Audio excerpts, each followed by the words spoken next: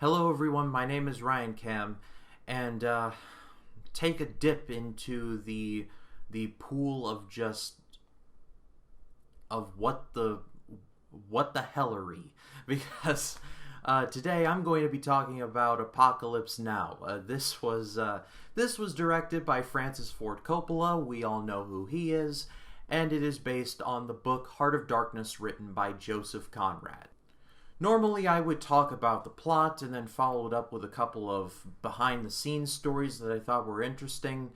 But the thing is that this movie is so loaded and so much stuff happened both on the camera and behind the camera that I feel like it's going to take me days to do. So I put it in about as concise a package as possible, and I'm just going to intersplice in the various facts and figures of this movie into the review itself. The plot, without going into too much detail, is essentially this. A soldier named Willard, played by Martin Sheen, is assigned to hunt and kill a rogue general named Kurtz, played by Marlon Brando. That's the boring part. But like I said, this movie has so much going on that I feel like I have to just walk you all through everything just to give proper context. So that's what I'm going to do. Just a couple of caveats first. Number one, this review will contain spoilers. To put it simply, if you want to go see Apocalypse Now, I highly recommend that you do. I think it's a great movie. It's one of the greatest ever, but just... well, in the words of Scar from The Lion King, be prepared.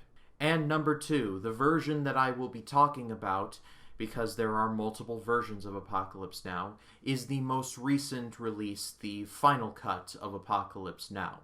Essentially, this movie was cut down and re-edited upon its release, and then it was re-released with Apocalypse Now Redux, or Redux, I've heard both, which was just super duper duper long. But then there was another cut released that just included everything that Coppola shot. The version that I'm going to be talking about is the most ideal version of Apocalypse Now to watch. There was even an opening message from Francis Ford Coppola himself saying, "This is the most complete version of this movie that I have ever released, and, this is the one that I recommend watching." So, who am I to doubt the mighty Coppola? So that's what I'm going to be talking about. And in the words of Khan from Star Trek Into Darkness, shall we begin? The movie opens up with, quite frankly, a very beautiful looking shot of just explosions happening. And underneath it is the beautiful but also very dark song, "This Is the End" by The Doors. Spoiler, I am a massive Doors fan, so I have no problems with this. But the Doors have such a surreal style to their music, or had a surreal style to their music, that it just sets the tone perfectly. And then we cut to a hotel where we find Willard, played by Martin Sheen. This is the first story that I'm going to be telling. Essentially, this hotel scene was not meant to be in the final cut. It was essentially Martin Sheen drunk one night because this movie just got so over budget and so over schedule that he just basically pulled a Robert Shaw on the set of Jaws and is like, "Well, I'm here, I might as well get loaded." In the scene, he actually punches a mirror, broke his hand, and smeared the blood all over himself. That was completely unscripted. And they were going to cut it out of the movie, but Sheen himself said, "No, leave it in, because this is making me deal with my alcoholism." And considering the fact he's still around today, I guess it worked. But after that, he soon gets his orders, and he goes to a military base, where one of the officers is played by a very young-looking Harrison Ford. And by the way, his name in this movie is G. Lucas. So someone must be a Spielberg fan. But in all seriousness, and on another side note, Apocalypse Now was originally given to George Lucas to direct. Number one, I would love to see that. And number two, George Lucas was pretty busy with another movie, you may have heard of it, called The Empire Strikes Back. But it's in this first scene that we hear Kurtz for the very first time, played by Marlon Brando. The other day, I watched a snail crawling on a straight razor. So from here, we get the feeling that Kurtz is, And soon afterwards, we're off on our mission. And Willard joins up with his boat, and one of the crew is a very young Lawrence Fishburne. Quick little side story, Lawrence Fishburne was 14 when this movie was shot. 14. He lied about his age to get onto the movie, and Coppola liked him so much, he was like, you little scamp, we'll keep you in. And soon after we meet the boat crew, we run into our first stop on the crazy train, Captain Kilgore, played by Robert Duvall. Remember what I said in my To Kill a Mockingbird video where Robert Duvall just played this very, off to the side and just very quiet guy? Not anymore. Kilgore is just so into this war. He wears aviator shades everywhere. He wears a cavalry hat. He's got the yellow scarf. He's just all in it. One of the best / scariest scenes in the entire movie is when Kilgore and his unit all just go and barrage this Vietnamese town in helicopters, and Flight of the Valkyries by Wagner plays, and it's a beautiful looking scene, especially in 4K. It's shot just magnificently with the helicopters flying low over the water and the music is booming and the missiles start firing. It's weirdly beautiful, but at the same time, absolutely horrifying. And we quickly find out that Kilgore is more focused with finding a good place to surf rather than the war itself. Repeatedly, I was like, Kilgore, out of all the places to surf, Vietnam is not one of them, especially with what the hell's going on here. I guess it's nice to know he has his priorities in order. I'm not a cinema studies major, I'm not even close, but if I had to guess what this whole sequence meant, it's the fact that for some, the war has completely just drained them and they don't want to be here. But for others, it means that, hey, I get to do whatever I want. That is definitely Kilgore in this movie. And as we move on from Kilgore, we begin to dive more into Kurtz's psyche. And at the beginning, you're like, oh, clearly, this guy's off his rocker. But then, as Willard is starting to listen more and more to his recordings, he's kind of, in a weird roundabout way, seeing where he's coming from. I'll never be able to remember the exact quote, but essentially, Kurtz is talking about all of these boys, meaning the American soldiers. They're only here just for the cold beer, the hot food, and the rock and roll. That's all they care about. They don't care about, military or war or honor or anything like that. And I'm not trying to be like, oh, meta-commentary, meows. I'm not trying to be like that. But if I had to guess what this meant, is the fact that Kurtz clearly sees what this whole war is. It's all just one big sham, and the U.S. is essentially sending all of these boys to die. Either the government doesn't care or the soldiers don't care. Or maybe both. That whole monologue from Kurtz is reinforced in, the very next scene afterwards, because the boat crew then uncovers a bunch of soldiers googly eyeing at the Playboy Playmate of the Month. And they start dancing on this helipad to Susie Q by Creedence Clearwater Revival. Another great song, by the way. I'm a big Creedence fan. But it just brings forth home the fact that, a lot of these soldiers are just here because, I guess, college was lame, I suppose. And after all of that kerfuffle, we hear more from Kurtz, and he's monologuing about, how we didn't bother these people and just ditto and etc., etc.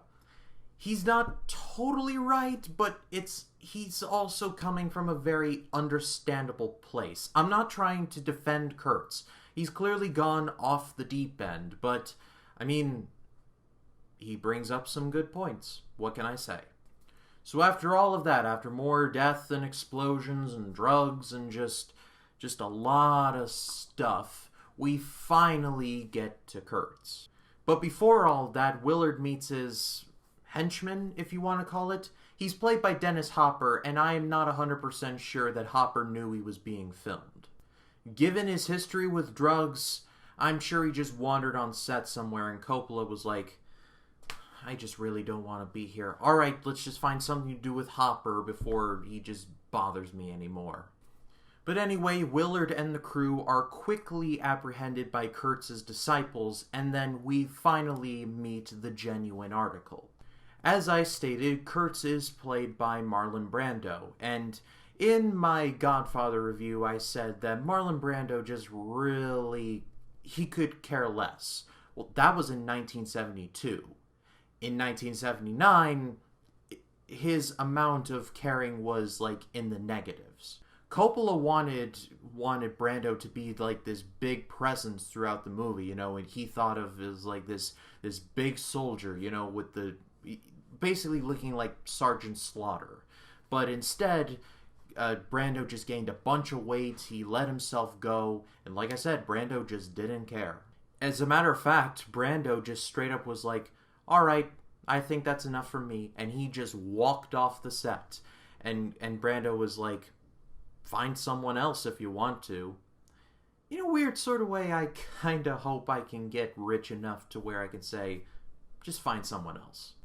But again, in a roundabout sort of way, Kurtz kind of nails Willard's role in all of this, like, right on the head. With the classic line of, you're an errand boy sent by grocery clerks coming to collect the bill. And Kurtz is kinda right. In a weird roundabout way, he knew he went off the reservation, and he just is like, alright, my time has come. But not before Kurtz tortures Willard just a little bit. In one of the straight scariest scenes I've ever seen in any movie, regardless of genre or year or whatever, Willard is essentially tied up to this fence with like this neck wire around him. He's like standing there just like all lollygag and stuff. And here comes Kurtz. He walks over and he falls to his knees and he just has the look of like this. Or something along those lines. He's got camo face paint on, and every time I'm just like, oh no. He kind of has that look of, you know, you can kill me at any point, and Willard's just sitting there like this. And yet another one of the straight up scariest scenes in the movie, as a matter of fact, the scariest, is when he's walking away, Kurtz just places the head, the literal head, of one of the boat crew into Willard's lap, and Willard is like, oh god, oh. And Kurtz is just so coy about it too. He's like, here, have a head, and he just places it in his lap, like, keep the head away from me, please. And now we get to the point when Willard is like, alright, it's time to get this guy. And so he sneaks into his palace, if you want to call it, and finally kills Kurtz. And at the same time, a water buffalo is sacrificed by Kurtz's disciples. Number one, that water buffalo was actually real. Number two, they killed that buffalo live on set. And it's all capped off by Kurtz's famous lines, The horror. The horror. Just for the sake of honesty, this was one of those movies that when I first saw it, I was just like, I don't get it. Because I thought this was going to be, this is going to be a war movie, something like Saving Private Ryan or Hacksaw Ridge, or even another Vietnam movie like Full Metal Jacket, which has two distinct halves, but still had good action in it. But it was later on that I grew a new respect for this movie.